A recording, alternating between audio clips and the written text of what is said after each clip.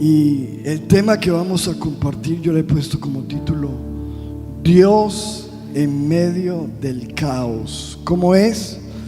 Dios en medio del caos.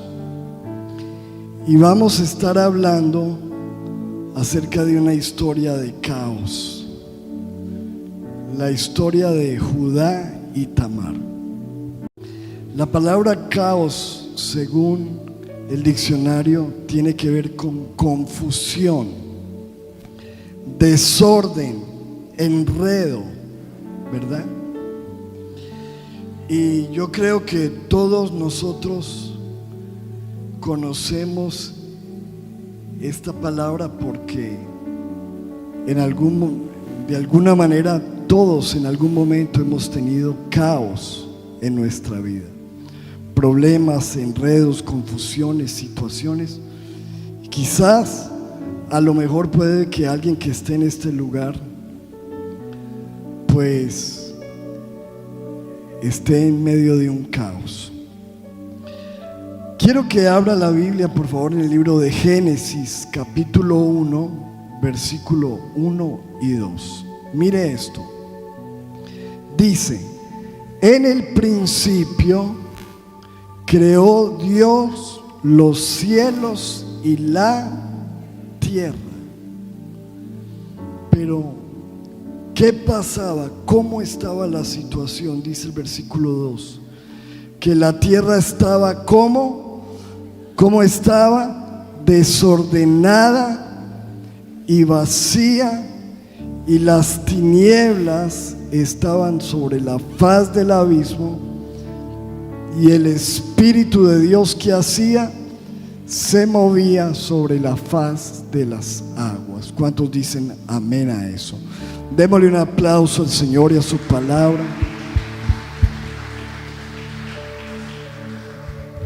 Entonces dice que cuando Dios creó los cielos y la tierra estaba desordenada, vacía y en tinieblas, ¿verdad? Y me llama la atención que esa palabra desordenada realmente significa caos.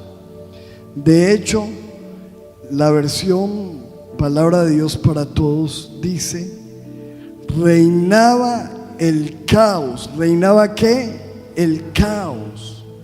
Y no había nada en ello. El abismo estaba sumido en la oscuridad y el Espíritu de Dios se movía o aleteaba sobre las aguas. Pero me llama la atención de que Dios estaba creando, estaba trabajando en medio del caos, ¿sí o no? Del desorden, de la oscuridad. Diga conmigo: Dios trabaja en el caos. Imagínese un cuarto como el de esta mujer, desordenado. Ese es el cuarto de ella. Ahí usted, ¿qué ve en ese cuarto? Basura, ¿verdad? Desorden, caos. ¿Cuántos alguna vez han tenido su cuarto así? ¿Nadie? Espero que no. Pero quizás en algún momento sí hemos tenido un cuarto desordenado o algo desordenado. Y cuando uno tiene un desorden, un caos, uno dice: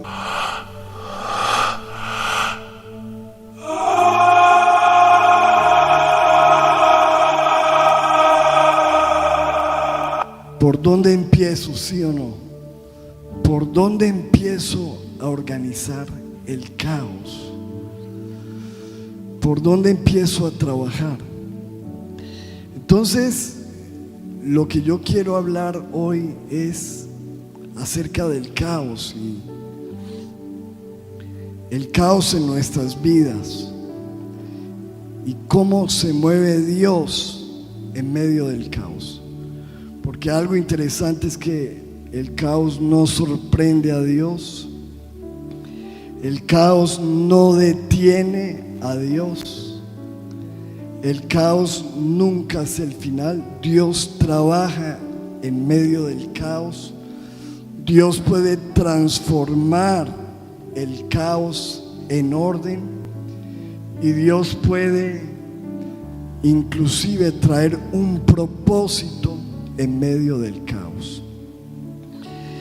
Y cuando nosotros leemos la Biblia, ¿cuántos han leído la Biblia? Levánteme la mano los que han leído la Biblia. Yo le quiero preguntar, ¿usted encuentra en la Biblia que todas las historias son bonitas, tranquilas? ¿O usted se ha encontrado, cuántos leyendo en la Biblia han visto cosas escandalosas, terribles, caóticas? Y uno encuentra historias que, en vez de parecer un testimonio, uno dice: wow, qué cosa tan horrible lo que pasó en la Biblia, Y hay una historia que encontramos nosotros en Génesis capítulo 38, que es una de esas historias así, de caos, una historia complicada, una historia muy humana, una historia que cualquiera hubiera borrado. Es más, muy pocos predican acerca de esta historia porque es que es tan caótica, tan bochornosa. Sin embargo, lo tremendo es que a través de ese caos y de esa historia viene la descendencia de nuestro Señor Jesucristo. ¿Qué le parece a usted? Cuando usted se pone a leer el Nuevo Testamento empieza a hablar de las personas que antecedieron la línea de descendencia o ascendencia del Señor Jesús. Entonces, Abraham engendró a Isaac, Isaac a Jacob, Jacob, y se va yendo hasta llegar a Jesús. Y en medio de esa historia de genealogía, la Biblia solo menciona a tres mujeres. Si usted lee la Biblia en el Nuevo Testamento, se da cuenta que solamente menciona hombres, pero solamente menciona a tres mujeres. Las tatarabuelas de Jesús, tres. Y digamos que la única sanita ahí era María, y las otras dos, una prostituta. Qué tremendo saber que una de las abuelas de Jesús era una prostituta. Y esta mujer de la cual vamos a hablar hoy, que es una historia bochornosa, de caos. La historia comienza con una persona importante dentro de la genealogía, y es Judá. ¿Cómo es? Judá. Recuerden que Jacob, Abraham, Isaac, Jacob tuvo 12 hijos, y dentro de ellos, uno de ellos era a través del cual vendría el linaje. Y de alguna manera, desde el Antiguo Testamento suena este nombre, Judá. Por eso se llama que Jesús es el león de la tribu de Judá. Y cuando uno habla de Judá, su nombre significa alabanza. Pero la historia de este hombre no era una historia de alabanza, ni era una bonita historia, ni tenía una vida ejemplar. Empieza contándonos la Biblia en el versículo 1 de Génesis 38. dice, en aquel tiempo Judá ¿qué hizo? Se apartó, diga conmigo, se apartó. Se apartó de su familia, se apartó de sus hermanos, se apartó de su casa. Habían grandes problemas en su casa, porque entre todos los hermanos habían vendido a José y le habían dicho una mentira al papá de que José estaba muerto. Judá fue el único que dijo que no lo mataran. Él no estuvo mucho de acuerdo con esa situación. Entonces yo me imagino que él ver al papá todos los días llorando por José y ver que en su casa todo era una farsa, una mentira. Eso de alguna manera lo hizo huir, porque muchas veces nosotros en medio de los problemas lo que queremos hacer es huir de los problemas. Está la situación difícil en la casa, me voy. Y él se apartó de su familia, se apartó de sus hermanos, pero también se apartó de Dios. Dile a la persona que está a tu lado, nunca te apartes de Dios. Porque cuando una persona se aparta de Dios, empieza a tomar decisiones muy terribles. Cuando uno está en Dios, convengamos de que uno no tiene una vida perfecta, ¿cierto? Pero por lo menos tiene la guía de Dios, la ayuda de Dios, ora a Dios. Entonces este hombre pierde eso y se va a vivir en la casa de un hombre llamado Hira, una mala amistad, mala influencia, que era del pueblo de Adulam, y allí conoció a la hija de un cananeo, de un ¿qué? Cananeo, llamado ¿qué? Sua, y se casó con ella. O sea, se fue para un lugar pagano,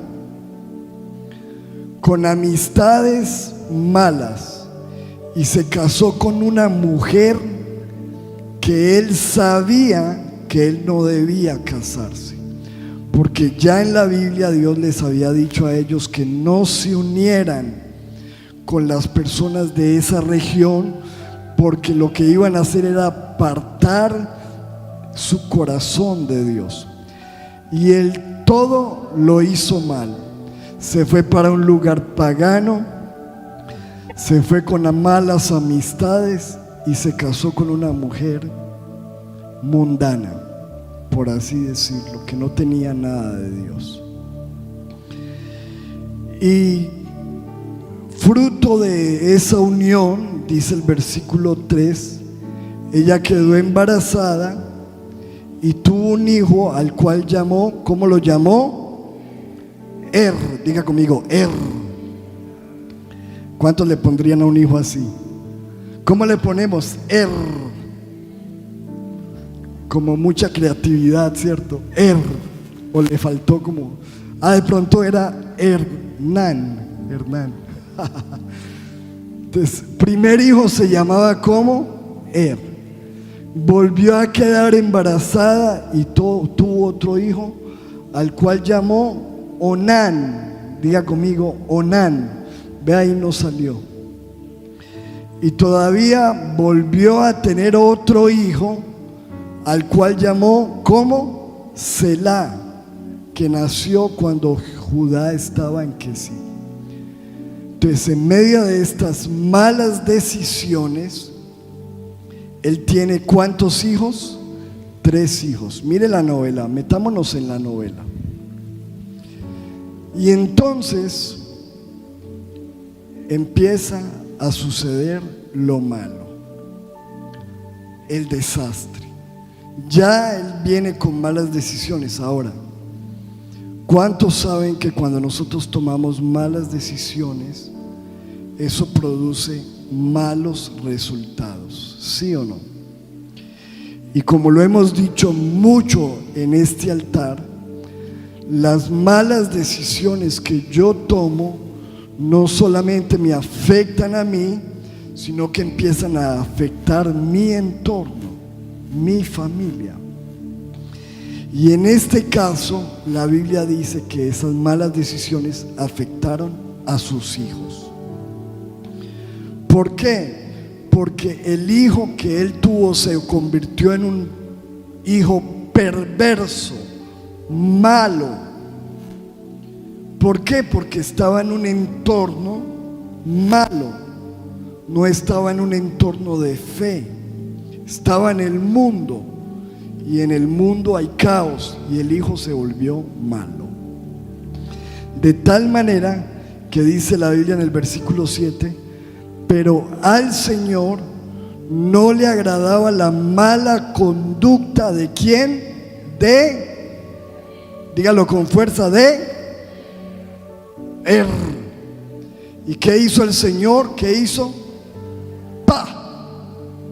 Le quitó la vida al muchacho, porque tenía una mala conducta.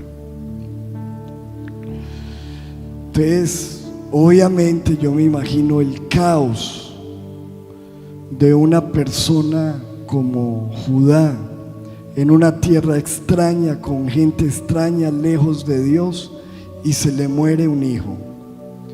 Se le muere, no, Dios lo cortó. Entonces, resulta que esa persona,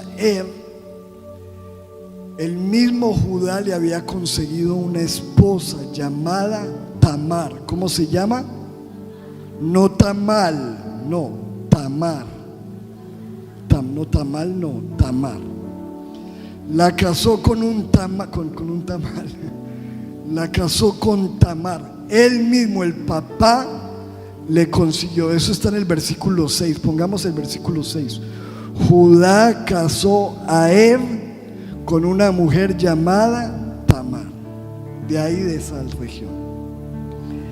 Pero entonces después el Señor le quitó la vida y esta mujer quedó viuda y sin hijos. Entonces resulta que en ese tiempo había una ley llamada la ley del levirato. ¿La ley del qué? Levirato. Y la ley decía que cuando una persona estaba casada y se moría sin tener hijos, era obligación de uno de sus hermanos casarse con esa mujer y tener hijos, pero los hijos que tuviera, o el primer hijo que tuviera, no era considerado suyo, sino de ¿quién? Del hermano que murió. ¿Cuántos me siguen ahí? Entonces, como él no tuvo hijos, ¿y cuántos hijos le quedaban a Judá? 2. ¿Cuál era la obligación? Que él tenía que coger el segundo hijo y casarlo con esa mujer, y que esa mujer tuviera hijos, y el primer hijo era para el hermano que se murió. Bien, ahí está, la ley del levirato. Entonces Judá, versículo 8, le dijo a Onán: mire, ya se murió su hermano, en medio del luto, pero vamos a cumplir la ley. Únete a la viuda de tu hermano y cumple así con tu deber de cuñado. Cumple con tu deber de cuñado, para que tu hermano pueda tener descendientes por medio de ti, porque si no el nombre del hermano se borraría del linaje, ¿verdad? Entonces le dijo: bueno, vaya, cásese con Tamar. Pero resulta que el hermano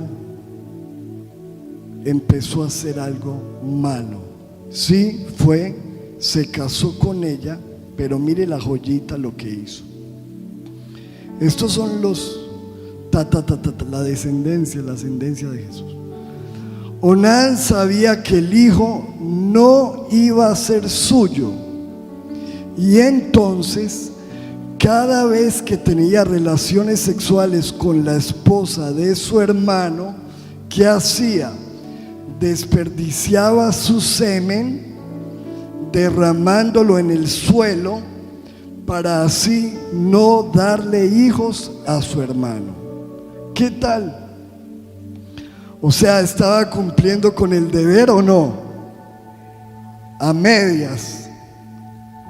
O sea, le hacía el favor a la señora.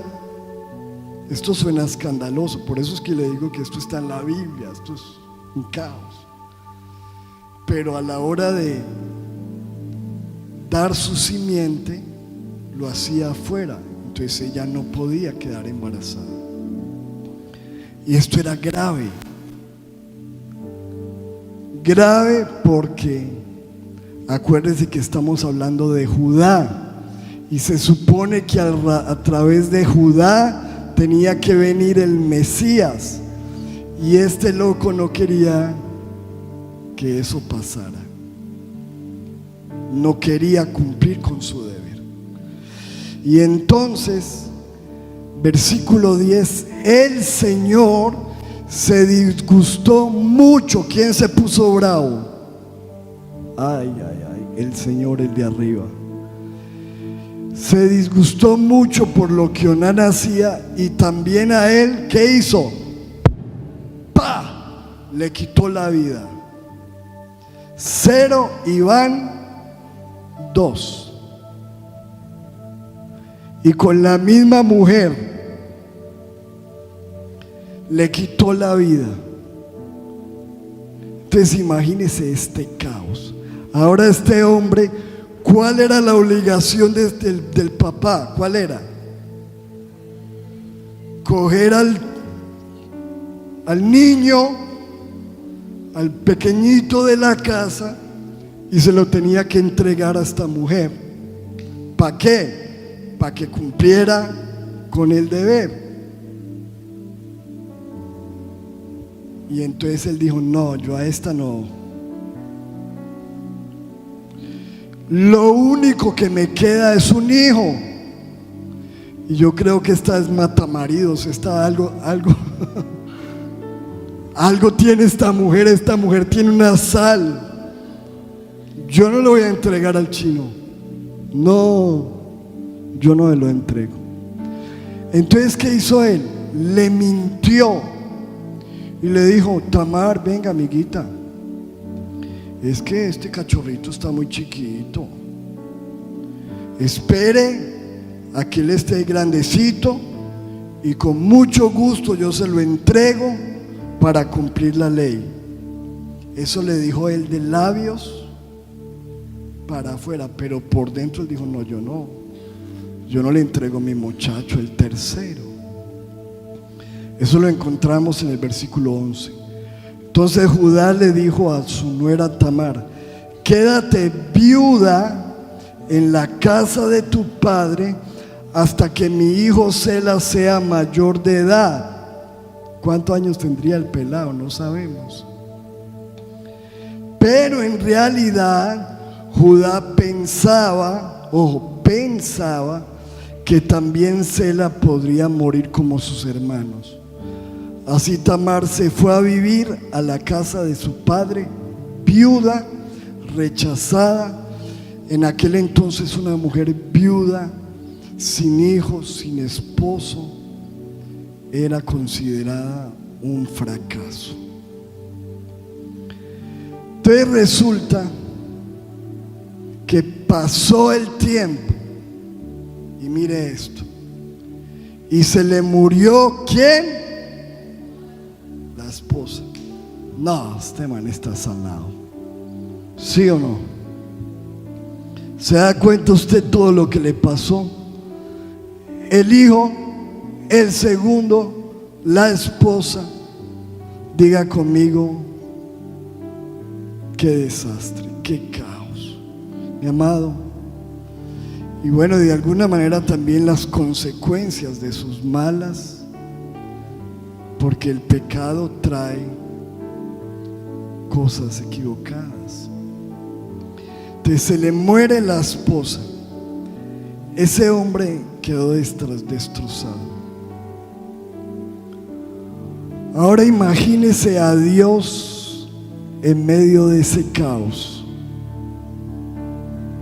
Un hombre apartado, alejado, con malas amistades, en una tierra pagana,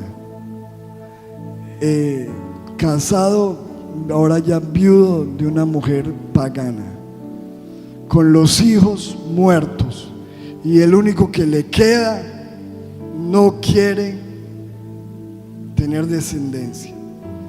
Y Dios dice: ¿qué hacemos en este caos? Porque resulta que la profecía tiene que seguir. ¿Cuántos lo creen? El propósito tiene que seguir. Diga conmigo: el propósito tiene que seguir, aún en medio del caos, aún en medio de las malas decisiones, aún que la mujer que quedó pues no era una mujer en derrota, viuda, sin hijo, rechazada, abandonada, sin protección, sin justicia. Pasó el tiempo y un día este hombre decide irse a hacer unos negocios de unas ovejas, y la nuera no hacía sino esperar y esperar y esperar, y resulta que ya habían pasado años y el muchacho ya estaba grande, ya era mayor de edad, pero él no se lo entregaba. Y ella dijo: no, olvídese, yo tengo que hacer algo. ¿Qué dijo? ¿Sabe qué? Me voy a disfrazar de prostituta. Mire esta idea, ¿qué le parece a usted esta idea? Y voy a ir a buscar ese viejito del suegro, y vea,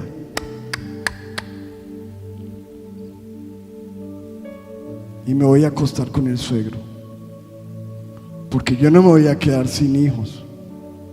¿Qué le parece a usted esa idea? ¿Buena idea de la abuelita de Jesús? ¿Qué tal la abuelita de Jesús? Me voy a disfrazar de prostituta para estar con el suegro.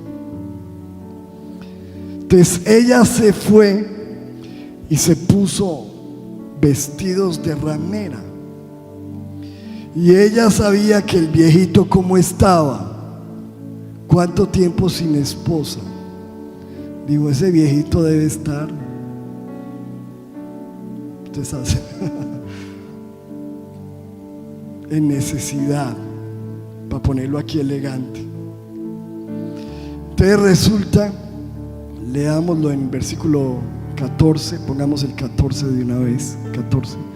Se quitó el vestido de viuda, se cubrió con un velo para que nadie la reconociera, y se sentó a la entrada del pueblo de Naí, que está en el camino a Timná. Hizo esto porque se dio cuenta de que el muchacho ya era mayor de edad, y sin embargo no lo habían casado con él, no la habían casado con él. Cuando Judá la vio tapada y la vio bonita, era una mujer joven, pensó que era una prostituta. Cuando uno piensa que una mujer es prostituta, cuando está vestida como tal, ¿no? Claro. Ella se había cubierto la cara. Entonces se apartó del camino, bien apartado que estaba. Mire las decisiones. Se apartó del camino para acercarse a ella, y sin saber que era su nuera, le dijo: mujer, ¿me dejas acostarme contigo? Y ella le dijo: hágale. ¿qué me va a dar? ¿Cuánto me va a dar? Qué escándalo. La abuelita de Jesús era tremenda. ¿Qué me va a dar? Le preguntó ella. Y él le dijo, qué vaina, mira que yo no traje la chequera. Usted recibe transferencia. No, mira que no tengo Nequi. Entonces, hagamos una cosa. Yo le hago llegar en estos días un cabrito y con eso le pago. Y ella le dijo, ¿con un cabrito? Y yo le dijo, no, pero ¿y mientras tanto qué? ¿Me voy a ir yo pelada para la casa o qué? Qué escándalo esto, eso. ¿Qué quieres entonces que te deje? Versículo 10 siguiente. Y ella le dijo, dame 3 cosas. Dame tu sello, tu cordón y tu bastón. ¿Qué le pidió ella? El sello, el cordón y el bastón. Otra vez, ¿cómo es? ¿Qué cosas? El sello, que eran cosas, pertenencias personales importantes en aquel entonces. El sello era un anillo con el cual se firmaban los documentos y se hacían negocios. Entonces él tenía que entregarle su sello, que el sello representa la identidad. ¿Qué representa el sello? La identidad y la autoridad, porque con eso se autorizaban los documentos. El cordón era como una especie de cinturón. La Biblia habla del cinto de la verdad, ¿sí o no? O sea que simbolizaba como la verdad.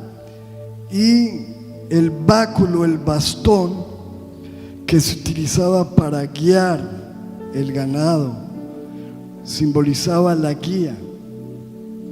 Entonces, él estaba, ojo con esto, para él poder pecar con ella, tenía que entregar algo. Aquí hay una enseñanza, mi amado. Siempre que nosotros pecamos, entregamos algo a cambio. El pecado no es gratis. Por eso dice la Biblia, la paga del pecado es la muerte. O sea, el pecado es sabroso, pero el precio es muy caro. Y él tuvo que pagar por ese pecado y dejar su autoridad, su verdad, su identidad, su dirección. Y es lo que nos pasa cuando fallamos. Entregamos nuestra autoridad, perdemos autoridad. Por eso ya después el hijo no hace caso, porque dice, pero usted hacía lo mismo. ¿Y qué le puede decir el papá? Si es la verdad.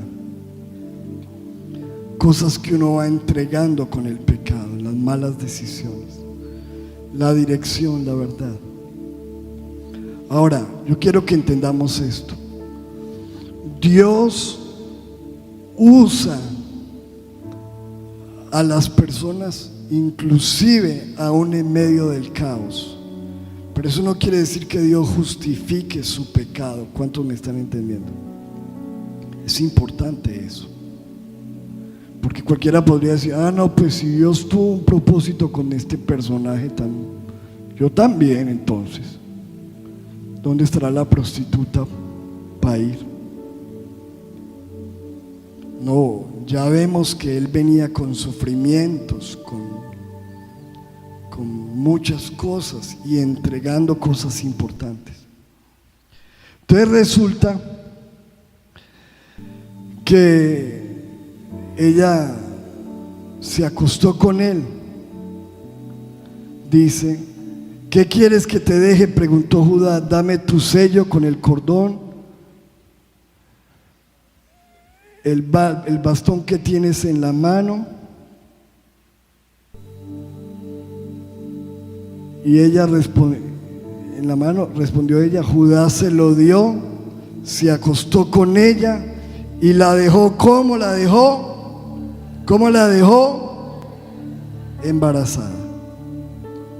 Y, como dijo mi papá la otra vez, los abandonó. Se fue a seguir su camino, como muchas veces nos pasa, que pensamos que pecamos, que fallamos y no pasó nada, nadie se va a dar cuenta, me eché la canita al aire y no pasa nada. Eso piensa uno, pero resulta que hay un Dios que lo está viendo todo. ¿Cuántos lo creen? Entonces resulta que él se fue con su amigo y llegó y le mandó el cabrito para pagarle a ella, y fue a pagar para que le devolvieran ¿qué? Sus pertenencias. Y mandó al amigo, y el amigo preguntó por ahí: hey, venga, la prostituta que se hace por aquí. Por aquí no se hace ninguna prostituta. Y fue y le dijo a Judá, lo llamó por el celular, le dijo: no, hermano, ¿cómo le parece que esa prostituta no está por ahí? Hermano, entonces vengas, hermano, y que se quede con eso. Yo quería pagarlo, pero ni modo, se quedó con eso. Resulta que la abuelita del Señor Jesús quedó embarazada. Y por ahí viene la sangre del Salvador que fue derramada por nosotros. ¡Wow! De este escándalo. Queda embarazada, y usted sabe que cuando una mujer está embarazada se empieza a ¿qué?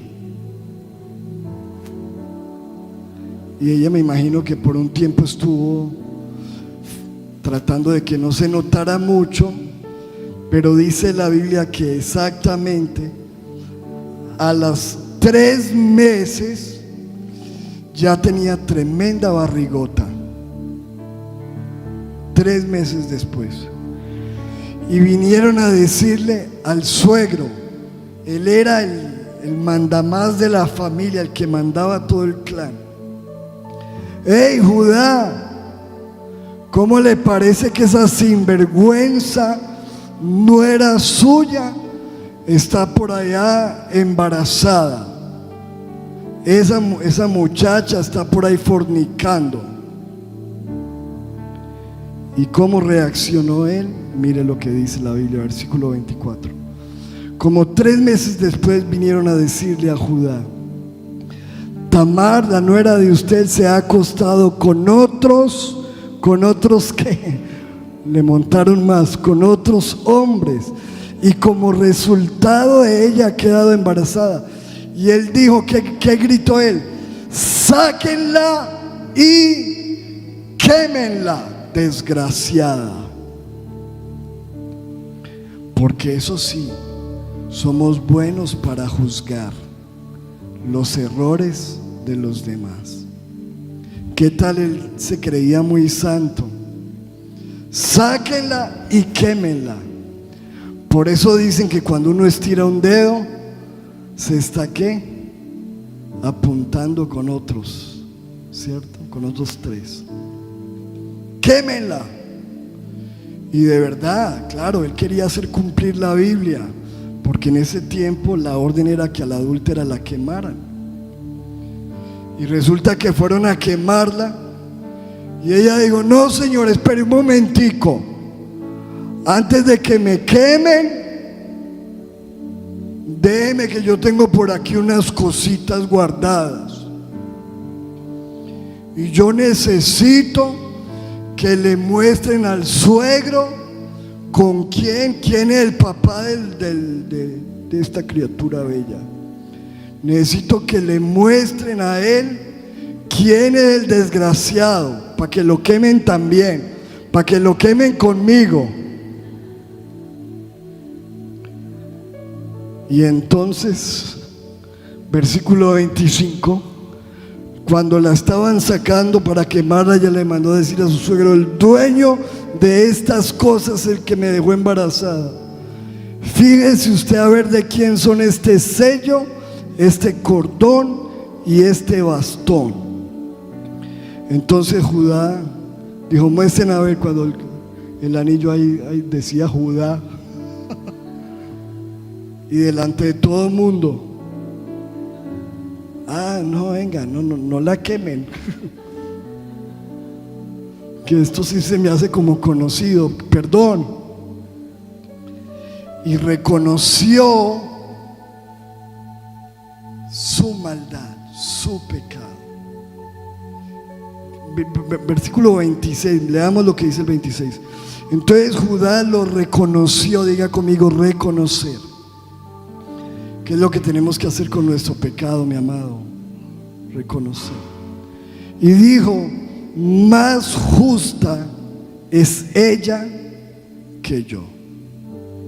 Yo he actuado mal, he sido un patán, he sido un mentiroso, y ella ha actuado más justa que yo. Por cuanto no la he dado a Selá, mi hijo, y nunca más la conoció, es decir, nunca más se volvió a acostar con ella, pero la dejó vivir. Y resulta que aconteció que a los otros 6 meses, ¡pam!, no fue uno, sino que fueron 2. 2, quedó embarazada de gemelos. Y resulta que hasta el nacimiento de esos gemelos fue un caos. Porque cuando ella estaba en el alumbramiento, estaba la partera ahí lista, y salió uno de los chinos así, ¡ta!, sacó una mano y ahí dijo: ay, este nació primero, dijo la partera, y le puso un cordoncito. Y resulta que el que estaba adentro lo jaló y dijo: venga para acá. Y se salió él, sacó la cabeza, dijo: yo nazco de primero porque yo quiero ser el abuelo de Jesús. Y nació de primero, y le pusieron por nombre Fares, porque dijeron: qué camino, qué brecha te has abierto. Dijo la partera: este es un rompedor, este es un muchacho que abre brecha, tu nombre será Fares. Y serás, no, eso no lo dijo ella, pero Dios sí sabía quién iba a ser ese muchacho. Mi amado, resultado de allí se cumplió el propósito de Dios. ¿Cómo Dios puede cumplir un propósito en medio de un caos de esto? Por eso no nos pongamos a juzgar a nadie, mi amado. La gente es muy buena para criticar, pero deje que Dios puede estar obrando en medio de ese caos. Usted puede estar viendo a su hijo perdido, pero deje que Dios puede obrar en medio de ese caos. Usted puede tener una situación terrible en este momento, un problema, una necesidad, una enfermedad, pero deje que Dios puede obrar en medio de ese caos. ¿Cuántos dicen amén a eso? Denle un aplauso al Rey de Reyes. Mi amado, Dios usó una viuda desesperada, un hombre moralmente confundido, una historia rota para traer al Salvador del mundo. De esa novela viene Jesús. Yo creo que nadie quiere contar esa historia en la Biblia, pero qué tremendo que en la genealogía de Jesús, de tantas mujeres, le pusieron el nombre.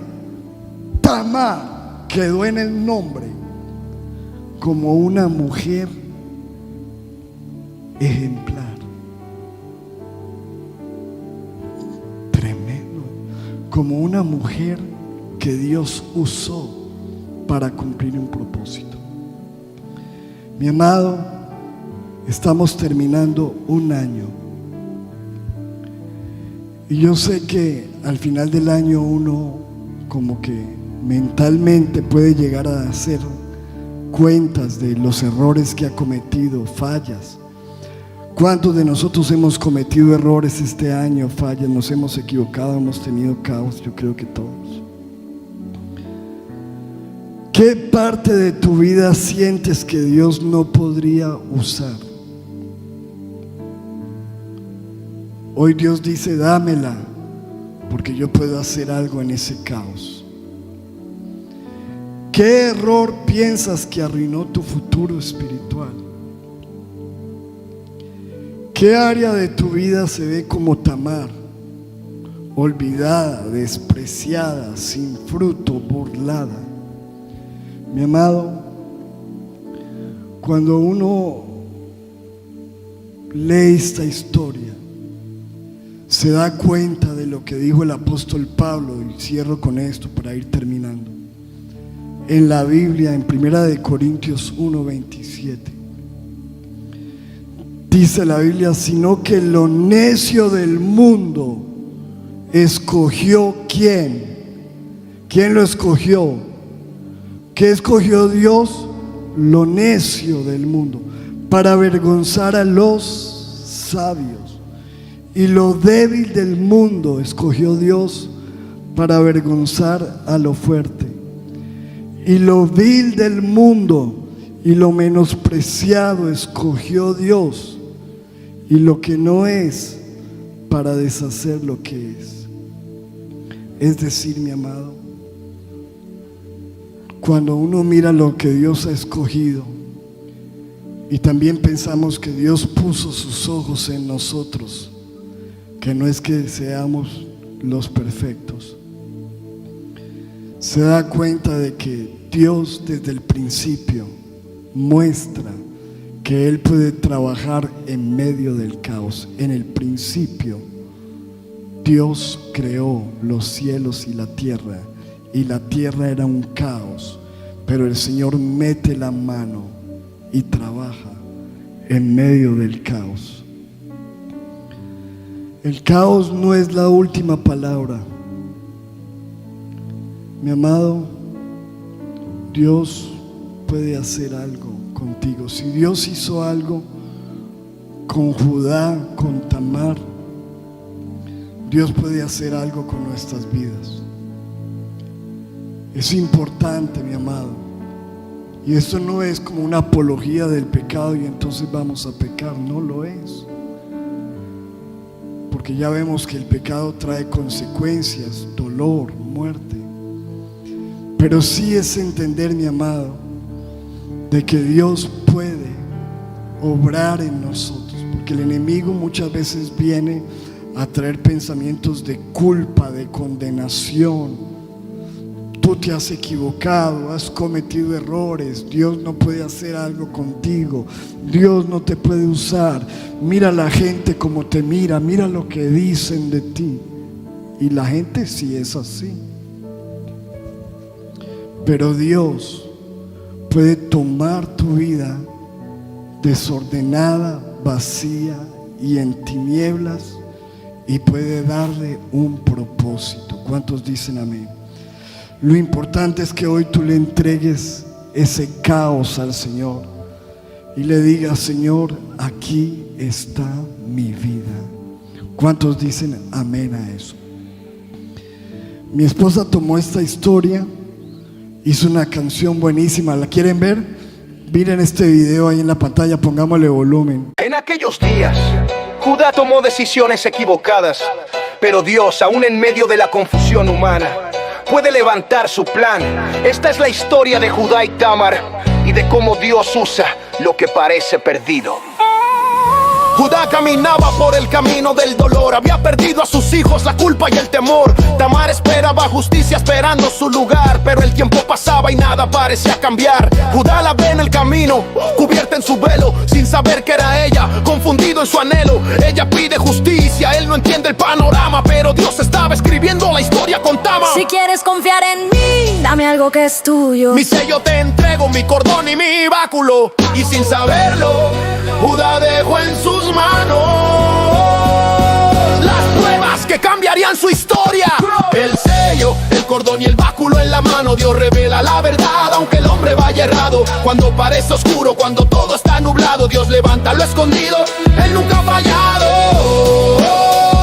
Dios cumple su plan, aunque el camino sea raro. Nunca ha fallado.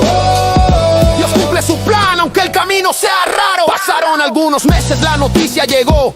Tamar está encinta, la gente comentó. Judá se levantó indignado sin pensar. Olvidó lo que entregó, se apresuró a juzgar. Pero Tamar sacó los objetos en su defensa. El sello, el cordón y el báculo, evidencia del hombre dueño de esto. De él estoy esperando. Y Judá, al ver la verdad, se fue quebrantando. Judá cayó de rodillas, reconoció su error y dijo con voz temblorosa: ella es más justa que yo. no hay oscuridad que Dios no pueda alumbrar. El sello, el cordón y el báculo en la mano. Dios revela la verdad, aunque el hombre vaya errado. Cuando parece oscuro, cuando todo está nublado, Dios levanta lo escondido, Él nunca ha fallado. Dios cumple su plan, aunque el camino sea raro. Dios cumple su plan, aunque el camino sea raro. Levanta el sello, justicia, muestra el cordón, viva, alza el báculo, mira que viene arriba. Cuando el hombre falla, cuando juzga sin ver, Dios trae luz al secreto, Él vuelve a poner su plan en orden, su gracia hace renacer. Llegó el tiempo del parto, veníandose en camino. Uno sacó la mano marcando su destino, pero Far rompió la línea, salió inesperado, porque así es Dios, abre puertas donde no había paso. De Tamar y Judá nació la línea del rey, porque Dios usa lo débil para mostrar su poder. Lo necio del mundo escogió Dios para avergonzar a los sabios, y lo débil del mundo escogió Dios para avergonzar a lo fuerte. Primera de Corintios 1:27. El sello, el cordón y el báculo en la mano. Dios revela la verdad, aunque el hombre vaya errado. Cuando parece oscuro, cuando todo está nublado, Dios levanta lo escondido, Él nunca ha fallado. Dios cumple su plan, aunque el camino sea raro. Nunca ha fallado. Dios cumple su plan, aunque el camino sea raro.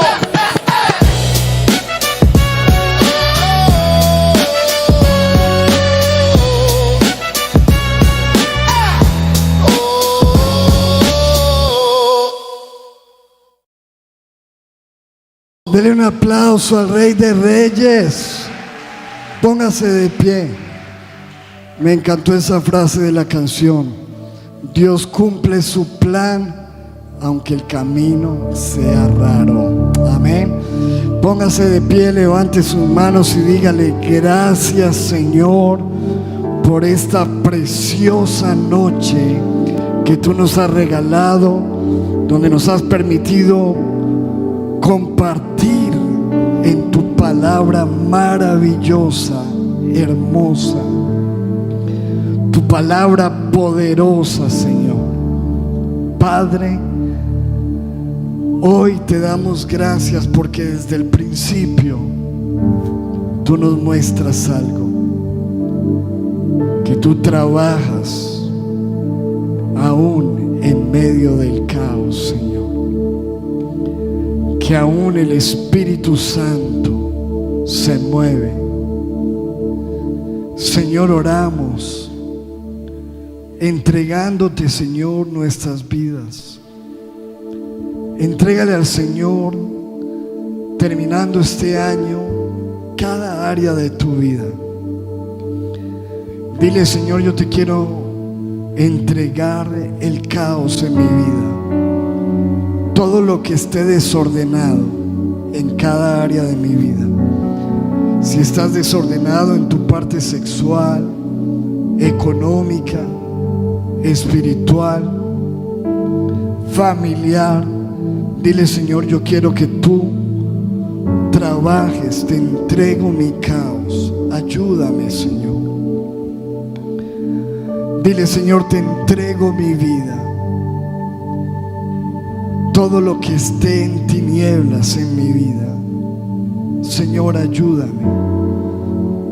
Perdóname cuando he entregado mi sello, mi identidad, mi autoridad, cuando he entregado mi cordón, mi verdad,